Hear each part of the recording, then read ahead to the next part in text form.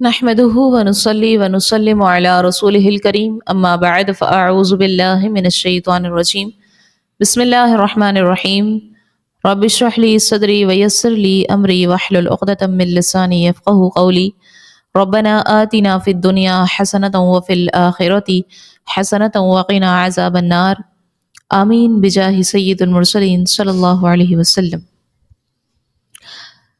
تمام تعریفیں اللہ کے لیے ہے جو ہر چیز کا خالق اور تمام امور کا نگران ہے۔ سورہ رعد کے تیسرے اور چوتھے رکوع کی تفسیر سماعت کریں گے۔ ان رکوعات میں اللہ تعالیٰ کی قدرت، ایمان والوں کی صفات اور آخرت کا انجام بیان کیا گیا ہے۔ ہمیں نصیحت دی گئی ہے کہ اللہ کی نشانیاں ان پر غور کریں، صبر و استقامت اختیار کریں اور ہمیشہ حق کے ساتھ جڑے رہیں۔ پہلی آیت کریمہ میں اللہ رب العزت کا فرمان ہے، وہ آدمی جو یہ جانتا ہے کہ جو کچھ تمہاری طرف تمہارے رب کے پاس سے نازل کیا گیا ہے وہ حق ہے، تو کیا وہ اس جیسا ہے جو اندھا ہے؟ صرف عقل والے ہی نصیحت مانتے ہیں، وہ جو اللہ کا عہد پورا کرتے ہیں اور معاہدے کو توڑتے ہیں۔ فرمایا افمن یعلم، تو کیا وہ جو جانتا ہے۔ اس آیت کریمہ کا خلاصہ یہ ہے کہ وہ آدمی جو یہ جانتا ہے کہ جو کچھ رسول اللہ صلی اللہ علیہ وسلم پر اللہ تعالیٰ کی طرف سے نازل کیا گیا ہے وہ حق ہے، اور وہ اس پر ایمان لاتا ہے اور اس کے مطابق عمل بھی کرتا ہے، تو کیا وہ اس جیسا ہے جو دل کا اندھا ہے، جو حق کو جانتا ہے، نہ قرآن پر ایمان لاتا ہے اور نہ ہی اس کے مطابق عمل کرتا ہے۔ ان آیات میں یہ آیت کریمہ حضرت حمزہ بن عبد المطلب اور ابو جہل کے بارے میں نازل ہوئی، اور ایک قول یہ ہے کہ یہ آیت حضرت عمار بن یاسر اور ابو جہل کے بارے میں نازل ہوئی۔ اور ان آیات میں اگرچہ حضرت حمزہ کی اچھی صفات پر ان کی تعریف کی گئی ہے اور ان صفات کے بدلے بھلائی کا وعدہ فرمایا گیا ہے، اور ابو جہل کی بری صفات کی مذمت کی گئی ہے اور ان بری صفات کے بدلے برے انجام کی وعید سنائی گئی ہے، لیکن چونکہ اعتبار الفاظ کے عموم کا ہوتا ہے نہ کہ سبب نزول کی خصوصیت کا، تو لہٰذا حضرت حمزہ رضی اللہ عنہ کے لیے وعدے کی آیات میں قیامت تک آنے والے وہ تمام لوگ بھی شامل ہیں جو حضرت حمزہ رضی اللہ عنہ کے نقش قدم پر چلیں گے اور ان جیسی صفات اپنائیں گے۔ یوں ہی ابو جہل کے لیے وعید کی آیات میں قیامت تک آنے والے وہ تمام افراد داخل ہیں جو ابو جہل کے نقش قدم پر چلیں گے۔ فرمایا انما یتذکر اولو الالباب، صرف عقل والے ہی نصیحت مانتے ہیں، یعنی قرآن کی نصیحتیں وہی قبول کرتے ہیں اور ان نصیحتوں پر وہی عمل کرتے ہیں جو عقل مند ہیں اور ان کی عقل وہم کے عارضے سے صاف ہے۔ پھر فرمایا الذین یوفون بعہد اللہ، وہ جو اللہ کا عہد پورا کرتے ہیں، یعنی آخرت کا انجام اچھا انجام ہونے کے لیے ہے، جو اللہ تعالیٰ سے کیا ہوا عہد پورا کرتے ہیں، کہ اس کی ربوبیت کی گواہی دیتے ہیں اور اس کا حکم مانتے ہیں، اللہ تعالیٰ سے کیے ہوئے عہد اور ان معاہدوں کو توڑتے نہیں ہیں جو انہوں نے لوگوں کے ساتھ کیے ہوئے ہیں۔ پھر اگلی آیت مبارکہ میں اللہ رب العزت نے ارشاد فرمایا اور وہ جو اسے جوڑتے ہیں جس کے جوڑنے کا اللہ نے حکم دیا ہے اور اپنے رب سے ڈرتے ہیں اور برے حساب سے خوف زدہ ہیں۔ اس آیت کا معنی یہ ہے کہ اللہ رب العزت کی تمام کتابوں اور اس کے کل رسولوں پر ایمان لاتے ہیں، بعض کو مان کر اور بعض سے منکر ہو کر ان میں تفریق نہیں کرتے، یہ معنی ہے کہ رشتہ داری کے حقوق کی رعایت کرتے ہیں اور رشتہ داری نہیں توڑتے۔ اسی میں رسول اکرم صلی اللہ علیہ وسلم کی قرابتیں اور ایمانی قرابتیں بھی داخل ہیں۔ سادات کرام کا احترام، مسلمانوں کے ساتھ محبت، احسان، ان کی مدد کرنا، ان کی طرف سے مدافعت کرنا، ان کے ساتھ شفقت سے پیش آنا، سلام اور دعا کرنا، اور مسلمان مریضوں کی عیادت کرنا، اپنے دوستوں، خادموں، ہمسایوں اور سفر کے ساتھیوں کے حقوق کی رعایت کرنا بھی اس میں داخل ہے۔ حدیث مبارکہ ہے، نبی کریم صلی اللہ علیہ وسلم نے فرمایا کہ رشتہ داری توڑنے والا جنت میں نہیں جائے گا، ایک اور جگہ فرمائیں کہ جس کو یہ بات اچھی لگتی ہے کہ اس کا رزق فراخ ہو اور اس کی عمر دراز ہو جائے تو اسے چاہیے کہ وہ صلہ رحمی کرے۔ پھر فرمایا بدلہ لینے والا صلہ رحمی کرنے والا نہیں، بلکہ صلہ رحمی کرنے والا وہ ہے جب اس سے رشتہ توڑا جائے تو وہ اسے جوڑے۔ اور ایک اور حدیث مبارکہ ہے، فرمایا کہ وہ ہم میں سے نہیں جو ہمارے چھوٹوں پر رحم نہ کرے اور ہمارے بڑوں کی تعظیم نہ کرے اور اچھی باتوں کا حکم نہ کرے اور بری باتوں سے منع نہ کرے۔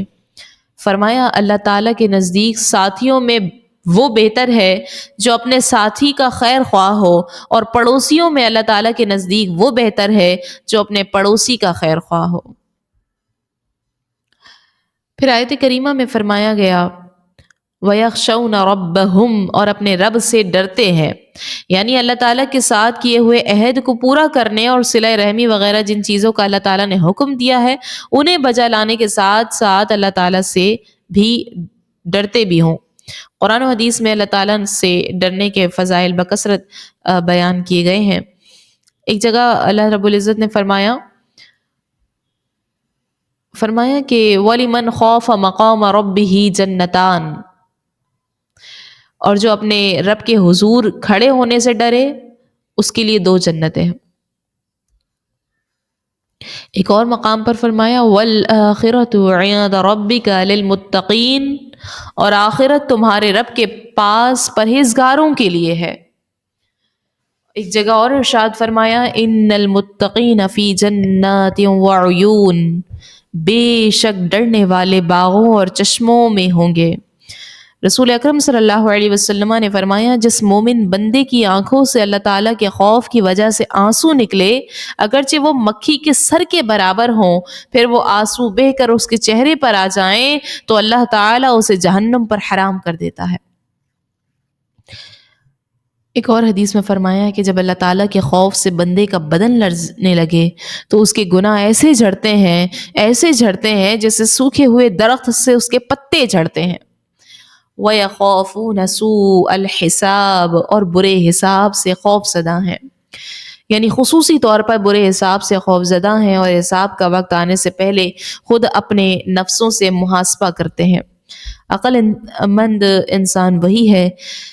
کہ جو اپنے اعمال کا محاسبہ کرتا رہے، نفس و شیطان کے بہکاوے میں آ کر اپنے اعمال کے محاسبے سے غافل نہ ہو۔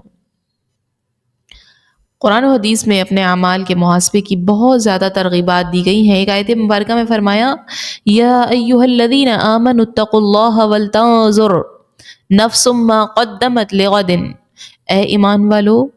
اللہ سے ڈرو اور ہر جان دیکھے کہ اس نے کل قیامت کے لیے آگے کیا بھیجا ہے۔ رسول اللہ صلی اللہ علیہ وسلم کی حدیث مبارکہ ہے، فرمایا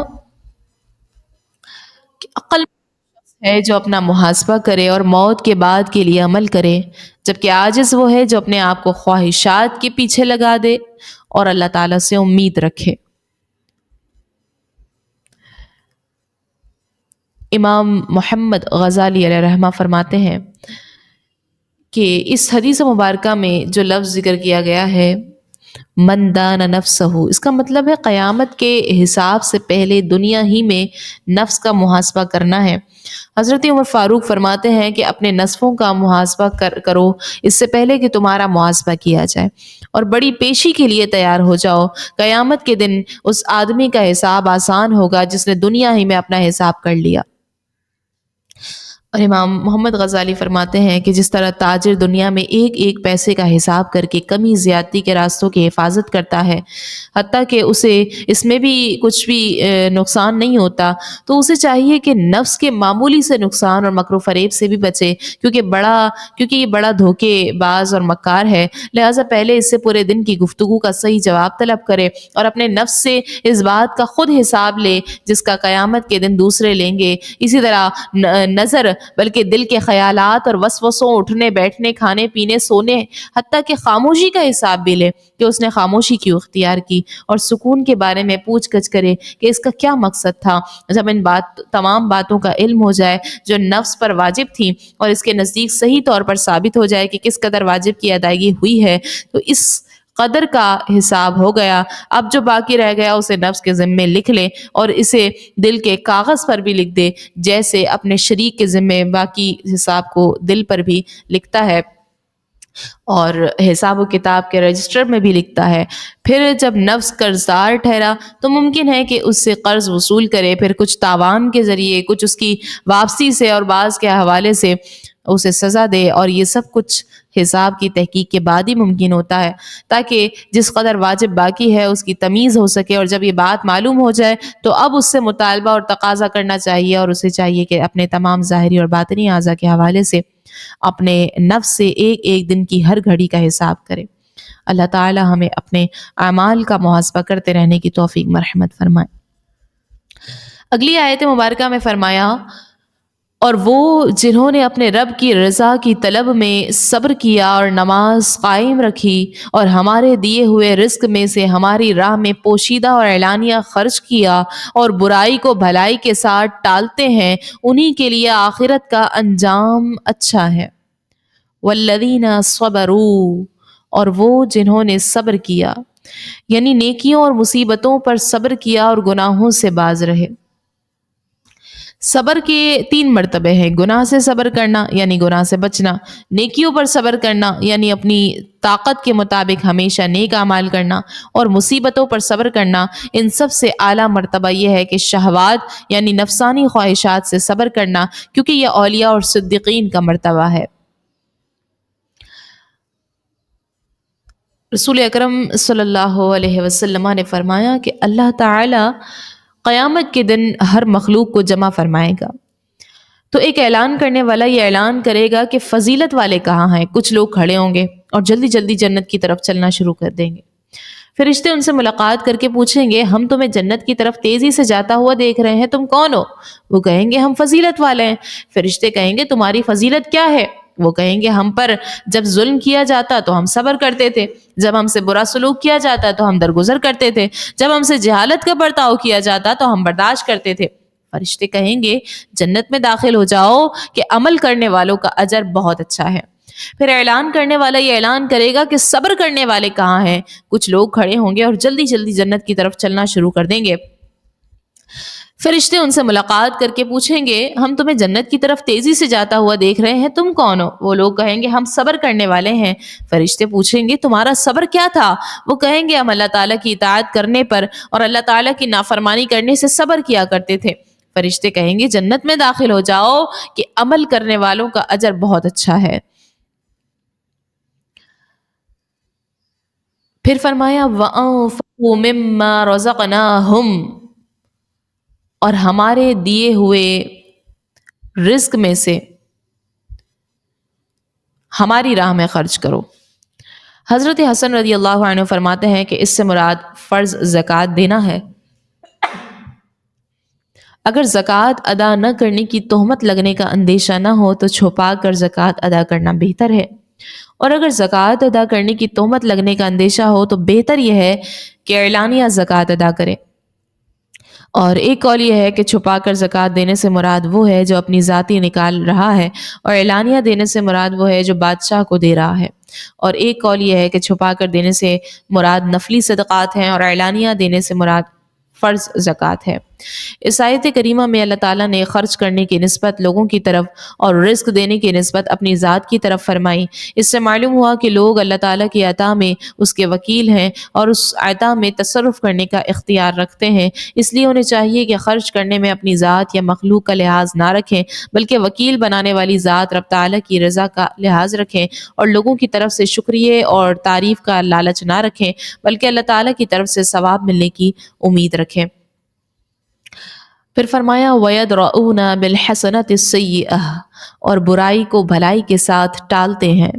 یعنی برائی کو بھلائی سے ٹالتے ہیں اور بدکلامی کا جواب شیریں سخنی سے دیتے ہیں، اور جو انہیں محروم کرتا ہے اس پر عطا کرتے ہیں، اور جب ان پر ظلم کیا جاتا ہے تو معاف کرتے ہیں، جب ان سے تعلق توڑا جاتا ہے تو ملاتے ہیں، اور جب گناہ کر بیٹھیں تو توبہ کرتے ہیں، جب ناجائز کام دیکھتے ہیں تو اسے بدل دیتے ہیں، جہل کے بدلے حلم اور ایذا کے بدلے صبر کرتے ہیں۔ سبحان اللہ، یہ کتنے پیارے اوصاف ہیں، دعا ہے کہ اللہ تعالیٰ تمام مسلمانوں کو یہ اوصاف اپنانے کی توفیق مرحمت فرمائے۔ پھر فرمایا گیا اولئک لہم عقبی الدار، انہی کے لیے آخرت کا اچھا انجام ہے، یعنی جو یہ نیک اعمال بجا لائے گا اس کے لیے آخرت کا اچھا انجام یعنی جنت ہے۔ اگلی آیت میں فرمایا وہ ہمیشہ رہنے کے باغات ہیں، ان میں وہ لوگ داخل ہوں گے اور ان کے باپ دادا اور بیویوں اور اولاد میں سے جو لائق ہوں گے، اور ہر دروازے سے فرشتے ان کے پاس یہ کہتے آئیں گے تم پر سلامتی ہو، کیونکہ تم نے صبر کیا تو آخرت کا اچھا انجام کیا ہی خوب ہے۔ جنات عدن، وہ ہمیشہ رہنے کے باغات ہیں، یعنی اوپر والی جو آیت میں اوصاف ذکر کیے گئے ہیں انہی اوصاف کے حامل لوگ ہمیشہ قائم و دائم رہنے والے باغات میں داخل ہوں گے، اور ان کے باپ دادا بیویوں اور اولاد میں سے وہ لوگ بھی ان باغات میں داخل ہوں گے جو ایمان لائے، اگرچہ ان لوگوں نے ان حضرات جیسے عمل نہ کیے ہوں۔ جب بھی اللہ تعالیٰ ان کے اکرام کے لیے باپ دادا وغیرہ کو ان کے درجے میں داخل فرمائے گا اور ان کے پاس فرشتے روزانہ دن اور رات میں تین مرتبہ تحائف اور اللہ تعالیٰ کی رضا کی بشارتیں لے کر جنت کے ہر دروازے سے تعظیم و تکریم کرتے آئیں گے اور کہیں گے تم پر سلامتی ہو، یہ اس کا ثواب ہے جو تم نے گناہوں پر سے بچنے اور اللہ تعالیٰ کی اطاعت کرنے پر صبر کیا تو آخرت کا انجام کیا ہی خوب ہے۔ اگلی آیت میں فرمایا اور وہ جو اللہ کا عہد اسے پختہ کرنے کے بعد توڑ دیتے ہیں اور جسے جوڑنے کا اللہ نے حکم فرمایا ہے اسے کاٹتے ہیں اور زمین میں فساد پھیلاتے ہیں، ان کے لیے لعنت ہی ہے اور ان کے لیے برا گھر ہے۔ اس سے پہلی آیات میں اللہ تعالیٰ نے سعادت مندوں کے احوال اور جو کر امتیں اور ان کی جو کرامتیں اور بھلائیاں ان کے لیے تیار فرمائی ہیں ان کا ذکر فرمایا۔ اس کے بعد اللہ تعالیٰ بدبختوں کے احوال اور ان کے لیے جو سزائیں تیار فرمائی ہیں ان کا ذکر فرما رہا ہے۔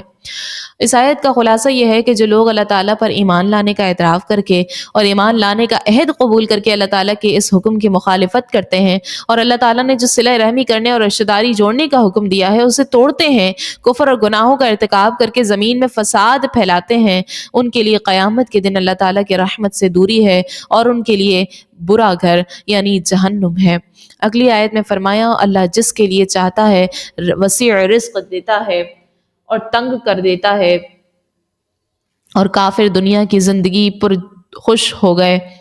حالانکہ دنیا کی زندگی آخرت کے مقابلے میں ایک حقیر سی شے ہے۔ یعنی اللہ تعالیٰ اپنے فضل سے بندوں میں سے جسے چاہے وسیع رزق دے کر غنی کر دیتا ہے اور جسے چاہے اس کے رزق میں تنگی فرما کر اسے فقیر بنا دیتا ہے۔ یاد رکھیے کہ دنیا میں اللہ تعالیٰ نے تمام انسانوں ایک جیسا رزق عطا نہیں فرمایا، بعض لوگ غریب ہیں، بعض متوسط ہیں تو بعض امیر ہیں، اس میں اللہ تعالیٰ کی بے شمار حکمتیں ہیں۔ آیت کریمہ میں اللہ رب العزت نے ایک حکمت بیان فرمایا ہے کہ اور اگر اللہ اپنے سب بندوں کے لیے رزق وسیع کر دیتا تو ضرور وہ زمین میں فساد پھیلاتے، لیکن اللہ اندازہ سے جتنا چاہتا ہے اتارتا ہے، بے شک وہ اپنے بندوں سے خبردار ہے، انہیں دیکھ رہا ہے۔ ایک حدیث مبارکہ میں نبی کریم صلی اللہ علیہ وسلم نے فرمایا اللہ تعالیٰ ارشاد فرماتا ہے کہ میرے بعض مومن بندے ایسے ہیں جن کے ایمان کی بھلائی مالدار ہونے میں ہے، اگر میں انہیں مالدار نہ کروں تو وہ کفر میں مبتلا ہو جائیں گے، اور میرے بعض مومن بندے ایسے ہیں کہ ان کے ایمان کی بھلائی مالدار نہ ہونے میں ہے، اگر میں انہیں مالدار کر دوں تو وہ کفر میں مبتلا ہو جائیں گے۔ پھر فرمایا گیا فریحو بالحیات الدنیا، اور کافر دنیا کی زندگی پر خوش ہو گئے، یعنی مشرکین پر جب اللہ تعالیٰ نے رزق وسیع فرمایا تو انہوں نے شر پھیلانا شروع کر دیا اور وہ تکبر میں مبتلا ہو گئے، حالانکہ دنیا کی زندگی آخرت کے مقابلے میں ایک حقیر سی شے ہے۔ تو خلاصہ کلام یہ ہے کہ دنیا نعمتوں پر فخر یا خوش ہونا کفار کا طریقہ ہے اور ناجائز ہے، جبکہ اللہ کے شکریہ کے طور پر خوش ہونا مومنوں کا طریقہ ہے۔ فرمانے باری تعالی ہے قل بفضل اللہ وبرحمتہ فبذلک فلیفرحوا، تم فرماؤ اللہ کے فضل اور اس کی رحمت پر ہی خوشی منانی چاہیے۔ اور اسی آیت مبارکہ پر سورہ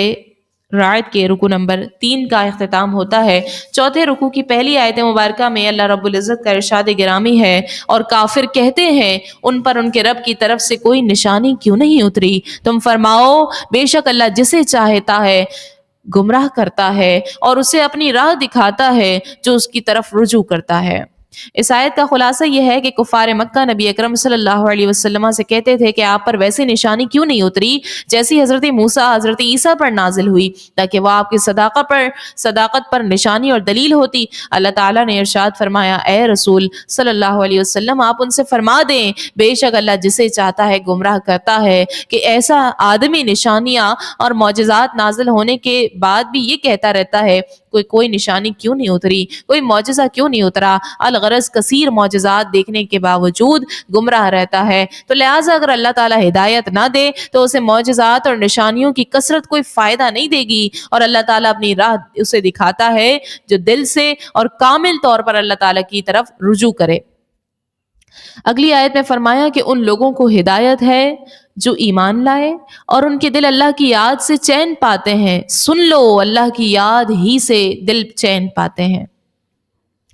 یعنی اللہ تعالیٰ کی رحمت، فضل اور اس کے احسان و کرم کو یاد کر کے بے قرار دلوں کو قرار اور اطمینان حاصل ہوتا ہے۔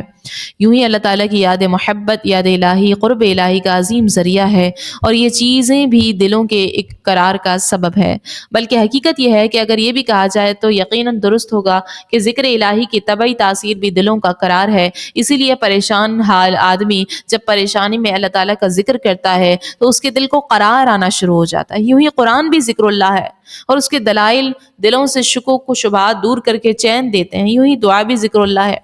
اور اس سے بھی حاجت مندوں کو سکون ملتا ہے، اور اسماء الہی اور عظمت الہی کا تذکرہ بھی ذکر اللہ ہے، اور اس سے بھی محبان خدا کے دلوں کو چین ملتا ہے۔ اگلی آیت میں فرمایا وہ لوگ جو ایمان لائے اور اچھے عمل کیے ان کے لیے خوشی اور اچھا انجام ہے۔ اس آیت میں لفظ طوبہ کے بارے میں کئی اقوال ہے۔ طوبہ یعنی خوشی۔ بعض مفسرین فرماتے ہیں کہ طوبہ سے مراد راحت، نعمت اور شادمانی، خوش حالی کی بشارت ہے، اور حضرت سعید بن جبیر فرماتے ہیں کہ طوبہ حبشی زبان میں جنت کا نام ہے۔ حضرت ابو ہریرہ اور دیگر صحابہ کرام سے مروی ہے کہ طوبہ جنت کے ایک درخت کا نام ہے جس کا سایہ تمام جنتوں میں پہنچے گا۔ اور حضرت عبید بن عمیر رضی اللہ عنہ فرماتے ہیں کہ یہ درخت جنت عدن میں ہے، اور اس کی جڑ سرکار دو عالم صلی اللہ علیہ وسلم کے ایوان معلیٰ میں، اور اس کی شاخیں جنت کے ہر بالا خانے اور محل میں ہیں۔ اس میں سیاہی کے سوا ہر قسم کے رنگ اور خوشی نمایاں ہیں، ہر طرح کے پھل اور میوے اس میں پھلے ہیں، اور اس کی جڑ سے کافور اور سلسبیل کی نہریں رواں ہیں۔ پھر آیت نے فرمایا اسی طرح ہم نے تمہیں اس امت میں بھیجا جس سے پہلے کئی امتیں گزر گئیں تاکہ تم انہیں پڑھ کر سناؤ جو ہم نے تمہاری طرف وحی بھیجی ہے، حالانکہ وہ رحمان کے منکر ہو رہے ہیں۔ تم فرماؤ وہ میرا رب ہے، اس کے سوا کوئی معبود نہیں، میں نے اسی پر بھروسہ کیا اور اسی کی طرف میرا رجوع ہے۔ یعنی اے رسول اللہ صلی اللہ علیہ وسلم جس طرح آپ سے پہلے انبیاء کرام کو گزشتہ امتوں کی طرف بھیجا گیا، اسی طرح آپ صلی اللہ علیہ وسلم کو اس امت کی طرف بھیجا گیا، تو آپ صلی اللہ علیہ وسلم کی امت سب سے آخری امت ہے، اور آپ صلی اللہ علیہ وسلم خاتم الانبیاء ہیں۔ آپ کو بڑی شان سے رسالت عطا کی تاکہ آپ اپنی امت کو قرآن پاک اور وہ شرعی احکام پڑھ کر سنائیں جو ہم نے آپ کی طرف وحی فرمائے ہیں، حالانکہ وہ رحمان کے منکر ہے۔ حضرت قتادہ اور مقاتل وغیرہ کا قول ہے کہ یہ آیت صلح حدیبیہ میں نازل ہوئی، جس کا مختصر واقعہ یہ ہے کہ یہ سہیل بن عمر جب صلح کے لیے آیا اور صلح نامہ لکھنے پر اتفاق ہو گیا تو رسول اللہ صلی اللہ علیہ وسلم نے حضرت علی المرتضیٰ کرم اللہ تعالی وجہہ الکریم نے فرمایا آپ نے فرمایا کہ لکھو بسم اللہ الرحمن الرحیم۔ کفار نے اس میں جھگڑا کیا اور کہا کہ آپ ہمارے دستور کے مطابق بِاسْمِكَ اللہم لکھوائیے۔ اس کے متعلق آیت میں ارشاد ہوتا ہے کہ وہ رحمان کے منکر ہو رہے ہیں۔ اے حبیب صلی اللہ علیہ وسلم آپ ان سے فرما دے کہ رحمان تو وہی ہے جس کی معرفت سے تم انکار کر رہے ہو، وہ میرا رب ہے، اس کے سوا کوئی معبود نہیں، میں نے اپنے تمام امور میں اسی پر بھروسہ کیا اور اسی کی طرف میں رجوع کرتا ہوں۔ اگلی آیت مبارکہ میں فرمایا کہ اور اگر ایسا قرآن آتا جس سے پہاڑ ٹل جاتے یا زمین پھٹ جاتی یا مردوں سے باتیں کی جاتی، جب بھی یہ کافر نہ مانتے بلکہ سب کام اللہ ہی کے اختیار میں ہیں، تو کیا مسلمان اس بات سے نا امید نہ ہو گئے کہ اگر اللہ چاہتا تو سب آدمیوں کو ہدایت دے دیتا اور کافروں کو ان کے عمل کی وجہ سے ہمیشہ ہلا دینے والی مصیبت پہنچتی رہے گی، یا آپ ان کے گھروں کے نزدیک اتریں گے یہاں تک کہ اللہ کا وعدہ آ جائے، بے شک اللہ وعدہ خلافی نہیں کرتا۔ کفار قریش نے رسول اللہ صلی اللہ علیہ وسلم سے کہا تھا کہ اگر آپ چاہیں کہ ہم آپ کی نبوت مانیں اور آپ کی پیروی کریں تو آپ قرآن شریف پڑھ کر اس کی تاثیر سے مکہ مکرمہ کے پہاڑ اپنی جگہ سے ہٹا دیجئے تاکہ ہمیں کھیتی باڑی کرنے کے لیے وسیع میدان مل جائیں، اور زمین پہاڑ اور زمین کو جو ہے وہ پھاڑ کر چشمہ جاری کیجیے تاکہ ہم کھیتوں اور باغوں کو ان سے سیراب کریں، اور قصی بن کلاب وغیرہ ہمارے مرے ہوئے باپ دادا کو زندہ کر دیجیے تاکہ وہ ہم سے کہہ جائیں کہ آپ نبی ہیں۔ تو اس کے جواب میں یہ آیت نازل ہوئی اور بتا دیا گیا کہ یہ ہیلے بہانے کرنے والے کسی حال میں بھی ایمان لانے والے نہیں ہیں، سب کام اللہ تعالیٰ ہی کے اختیار میں ہے، تو ایمان وہی لائے گا جس کو اللہ چاہے اور توفیق دے، اس کے سوا اور کوئی ایمان لانے والا نہیں ہے، اگرچہ انہیں وہی نشانیاں دکھا دی جائیں جو وہ طلب کر رہے ہیں۔ اس سے معلوم ہوا کہ قرآن مجید کے انوار کو نگاہ بصیرت سے دیکھنا ہی حقیقی طور پر فائدہ مند ہے، کیونکہ کفار قرآن کریم کے نور کو نگاہ بصیرت سے نہیں دیکھتے تھے، اسی لیے وہ اس کے برحق ہونے کی برہان کا مشاہدہ نہیں کر سکے اور حق قبول کرنے سے محروم رہ گئے۔ اس لیے جو یہ چاہتا ہے کہ اس کا دل قرآن عظیم کے نور سے منور ہو جائے اور قرآن آیات کی تاثیر اس پر اثر کرے تو وہ نگاہ بصیرت سے قرآن شریف کی تلاوت کرے اور اسے سمجھ کر پڑھے اور اس میں دیے گئے احکام پر عمل کرے اور ممنوعات سے باز رہے، تو انشاءاللہ اس کا دل قرآن پاک کے نور سے جگمگا اٹھے گا اور وہ اس کی آیات کی تاثیر اپنے ظاہر اور باطن میں دیکھ لے گا۔ اور اسی آیت مبارکہ پر سورہ رعد کے رکوع نمبر 4 کا اختتام ہوتا ہے۔ اللہ رب العزت سے دعا ہے کہ ہمارے دلوں کو ایمان کی روشنی سے منور فرمائے، ہمیں صبر، استقامت اور نیکی کی توفیق عطا کرے، ہمیں اپنی رحمت میں جگہ دے اور گناہوں سے بچائے اور جنت کا وارث بنا دے، آمین یا رب العالمین۔